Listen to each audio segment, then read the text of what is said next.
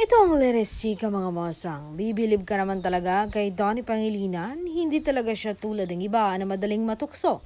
Sa daming magaganda at sexy na babae sa showbiz industry at sa labas. Talagang focus lang siya sa iisang babae. Sabi nga niya sa isang panayam, ang labanan ngayon ay paano ka makakahanap ng matino, mabait at faithful na babae na makakasama mo habang buhay. Pag nahanap mo na, talagang kakapitan mo na siya, hahawakan mo ng mabuti. Nahanap ko na, so hindi na ako interesado sa iba.